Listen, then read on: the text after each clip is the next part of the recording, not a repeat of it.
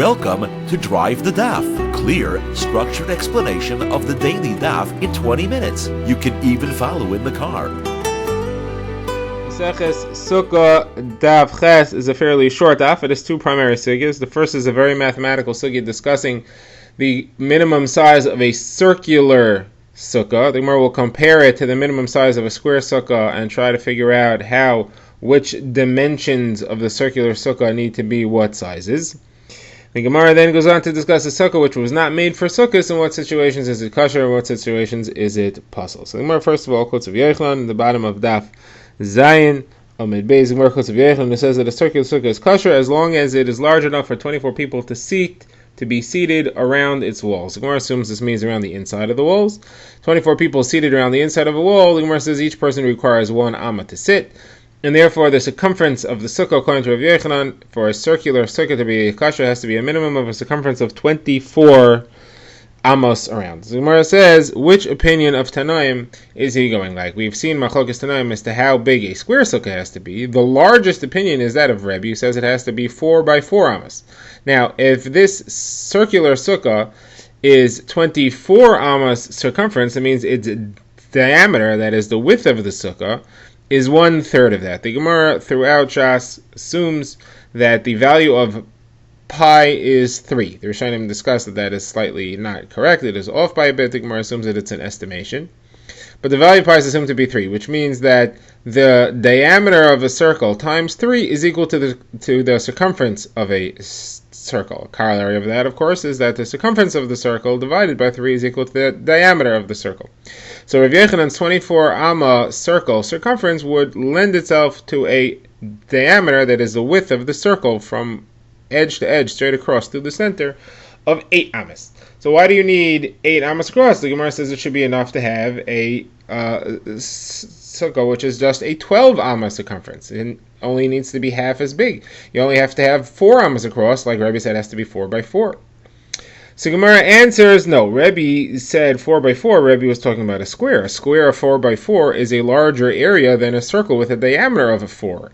If you set a circle within a square, and the circle has a diameter of 4, it'll fit neatly into a square with a side length, or a width of 4, but you'll lose the corners. The circle is smaller than the actual square, because you lose the corners. You need to have an actual 4 by 4 that fits within it.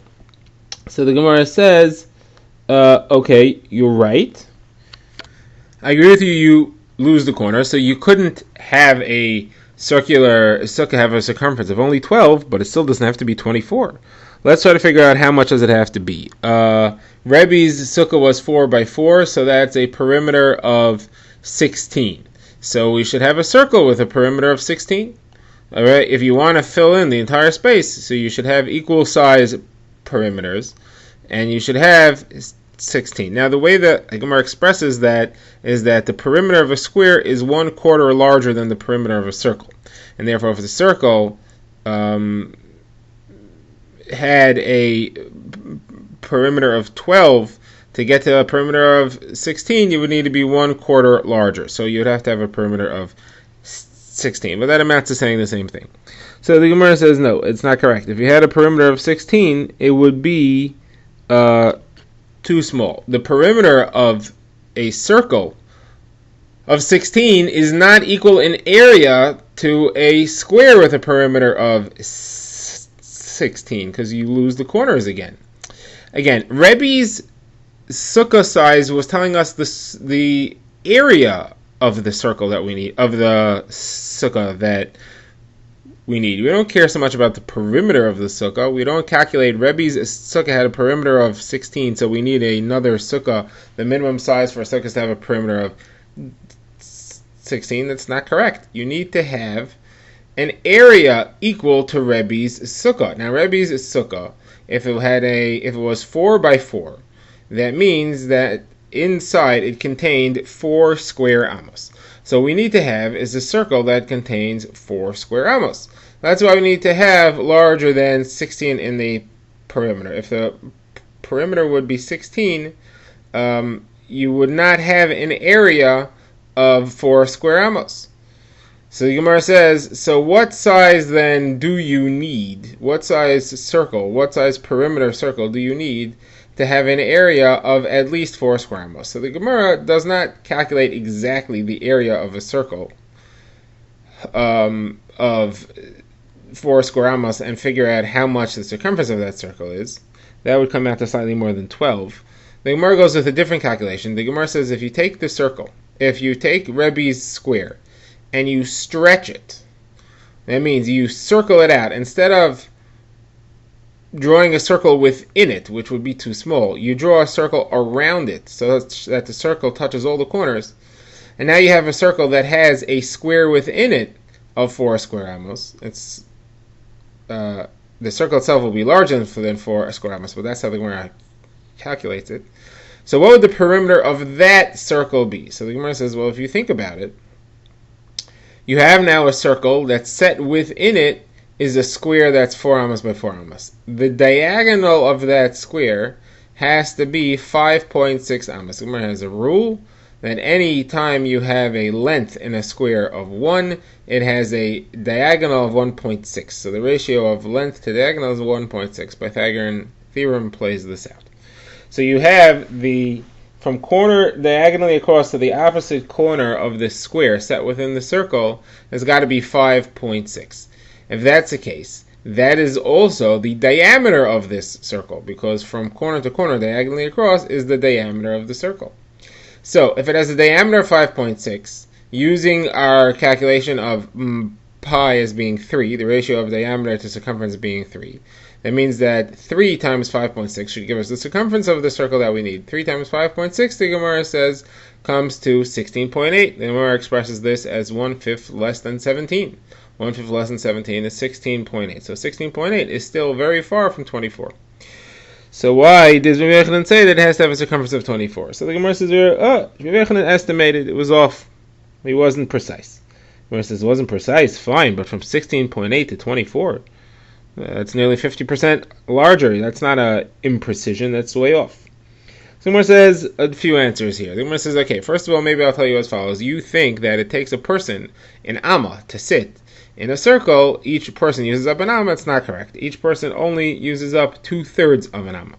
Therefore, when Rabbi Yochanan said that the sukkah has to be large enough, the circular sukkah has to be large enough for 24 people to sit, it didn't mean that it has to have a circumference of 24 amos. It meant that it has to have a circumference of 2/3 of 24 amos, which would be 16 amos. 16 is not far from 16.8, and he rounded it off. Once it's rounded off, you can't round down, you have to round up. You want to round it off, you have to give me a slightly larger number so that I don't make a sukkah too small. He's going to end up rounding it down, and I'll make a sukkah that's puzzle. It has to be machmir. So the Gemara therefore abandons that approach. The Gemara says a different approach. So the Gemara says that actually the truth is as follows. When he said 24 people sitting in a circle, he didn't mean 24 people sitting within the walls of the sukkah. He meant 24 people sitting outside the walls of the sukkah. Now, 24 people sitting outside the walls of the sukkah, that means that we're actually talking about a much smaller circle. And before we were talking about a circle outside the people. Now we're talking about a circle inside the people.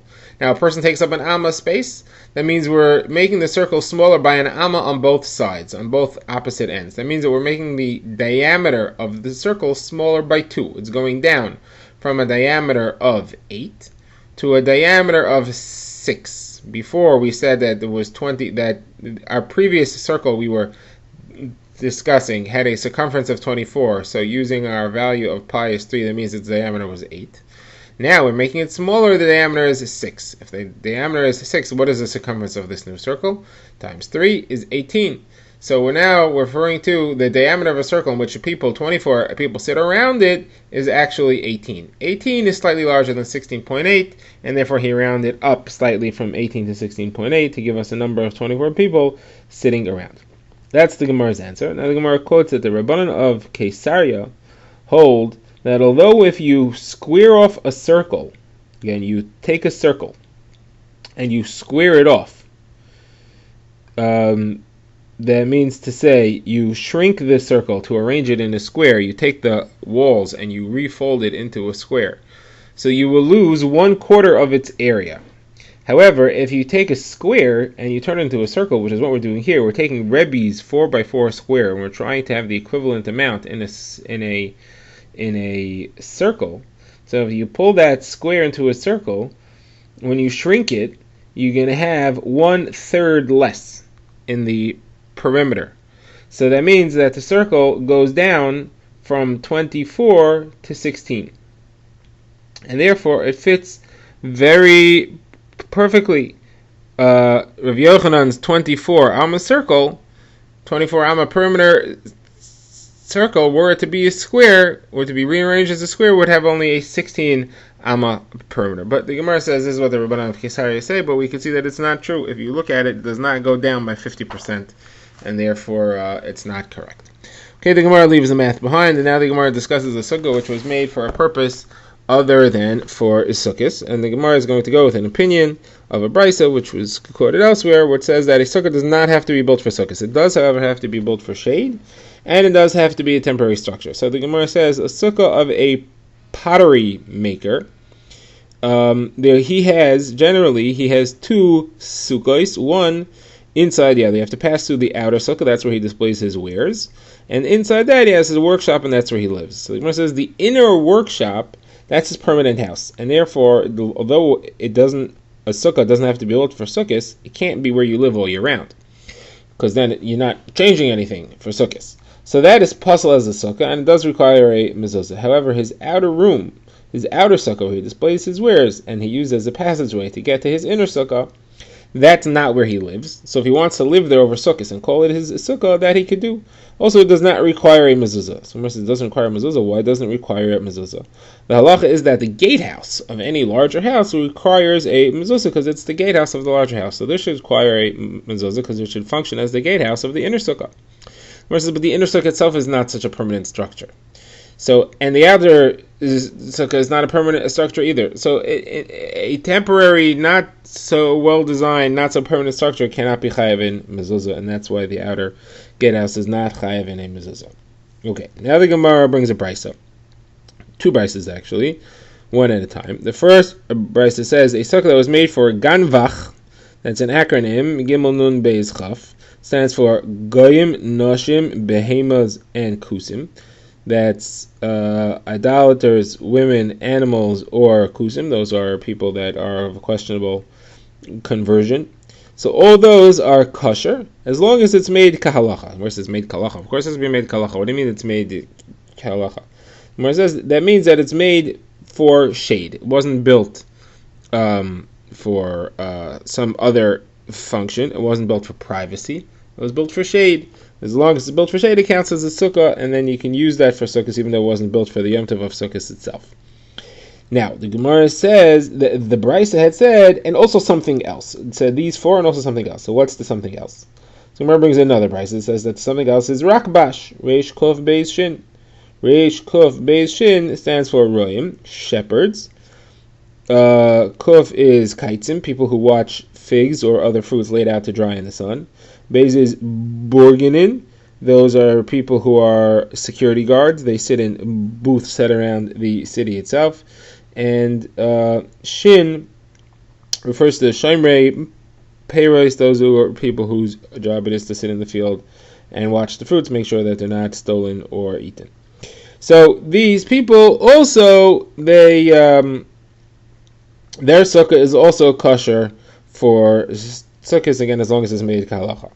Now, as a way of explaining why these four are less important than the other four, Mar quotes another brisa that says the exact opposite. It says the sukkah of these four, the rakbash, are kosher and something else, as long as it's made kahalacha. The Gemara there says, what's the something else there? Well, the something else there is the original four in our first brisa. It's the ganbach, the goyim, nashim, behema, and kusim. So Gemara says, so what one brisa considers it a bigger chiddush that it's a kosher sukkah for ganbach, and one brisa considers it a bigger chiddush that it's a kosher sukkah if it's made for rakbash. So what's the reasoning of each? So the Gemara says, well, on the one hand, the goyim, nashim, behema, and kusim, their sukkahs are permanent structures; they're not going anywhere. So therefore, it's more likely to be kosher. then the rakbashos are temporary. They pick up and move their sukkah from place to place, or they just stay in it for a short time and then they get rid of it. However, the rakbash are all people who are chayav in the mitzvah of sukkah. So I may therefore think that only theirs are kosher for sukkah. They built it, at least they're a person who is chayav in the mitzvah of sukkah, as opposed to the ganbach are all people who are not chayav in the mitzvah of sukkah. Drive the Daf is a project of the Grand Woodlands Shul and is presented by Rabbi Yitzchak Landa. Find us on YouTube or subscribe to daily emails by emailing drivethedaf@gmail.com.